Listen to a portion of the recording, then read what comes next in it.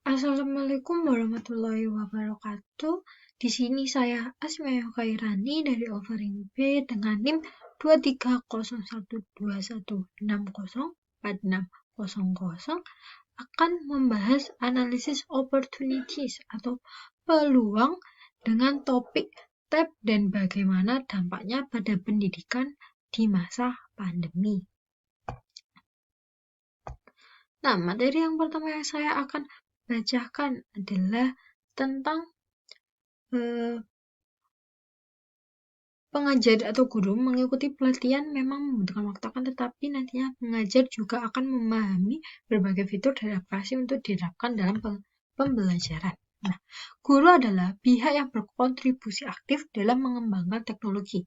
Nah, peran guru selain dalam mengembangkan teknologi juga membangun komunikasi yang baik kepada orang tua atau wali untuk meminta kerjasama agar peserta didik berada dalam pengawasan orang tua ketika belajar jarak jauh atau ketika belajar di rumah.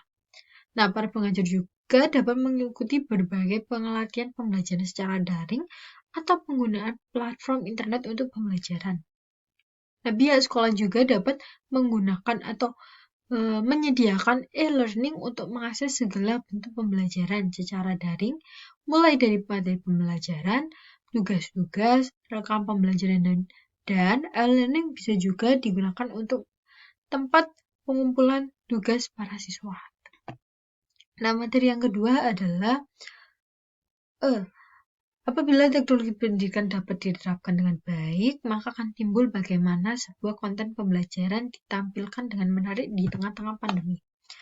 Nah, penggunaan media pembelajaran sangat penting karena dapat menyingkat waktu. Pembelajaran dengan menggunakan media dapat menyederhanakan masalah, terutama dalam menyampaikan hal-hal yang baru dan asing bagi peserta didik. Nah, media pembelajaran sangat penting untuk meningkatkan minat belajar peserta didik, terutama di masa pandemi COVID-19 yang harus melakukan pembelajaran secara jarak jauh.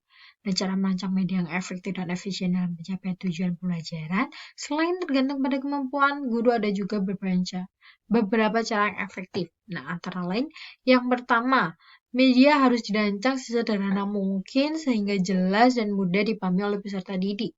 Yang kedua, media hendaknya dirancang sesuai dengan pokok bahasan yang akan diajarkan. Nah, yang ketiga, media hendaknya dirancang tidak terlalu rumit dan tidak membuat anak-anak menjadi bingung. Yang keempat, media hendaknya dirancang dengan bahan-bahan yang sederhana dan mudah untuk didapatkan. Yang kelima, media dapat dirancang dalam bentuk model, gambar, bahkan struktur atau dengan yang lain-lainnya.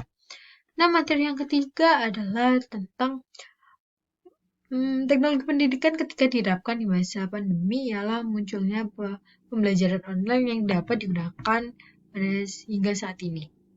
Nah, perkembangan teknologi pendidikan selama dan setelah pandemi COVID-19 menunjukkan bahwa penggunaannya akan terus berkembang dan inovasi lebih lanjut akan terus muncul di masa depan. Universitas di berbagai negara telah memperkenalkan sistem pembelajaran non-tatap muka atau metode pendidikan tinggi online yang memungkinkan siswa untuk belajar di lingkungan rumah yang aman melalui rekaman video atau streaming waktu nyata. Nah, beberapa tahun terakhir waktu pandemi COVID itu munculnya teknologi telepresence baru seperti pembelajaran yang dilakukan dengan menggunakan Zoom, Webex, dan Teams, serta platform sosial seperti YouTube dan lain-lain streaming lainnya telah memicu perubahan pada pembelajaran campuran atau hybrid learning. Nah, kesimpulan yang dapat kita simpulkan pada materi yang sudah saya paparkan adalah peluang teknologi pendidikan dalam masa pandemi itu sangat banyak ya. Nah, kita itu harus mengembangkan teknologi pendidikan. Dan soalnya teknologi pendidikan itu bakal digunakan selamanya gitu. Meski waktu ada pandemi, setelah pandemi, pasti teknologi pendidikan itu digunakan. Dan biasanya teknologi pendidikan itu digunakan untuk pembelajaran jika guru berhalangan hadir itu guru biasanya mengganti metode pembelajaran dengan online gitu kan. Itu sangat membantu banget nih buat para pengajar untuk mengajar siswanya gitu. Nah, teman-teman, itu tadi yang bisa saya paparkan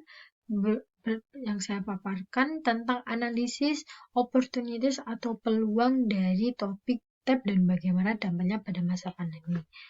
Nah, sekian presentasi dari saya ucapkan maaf yang sebesar-besarnya apabila ada salah kata.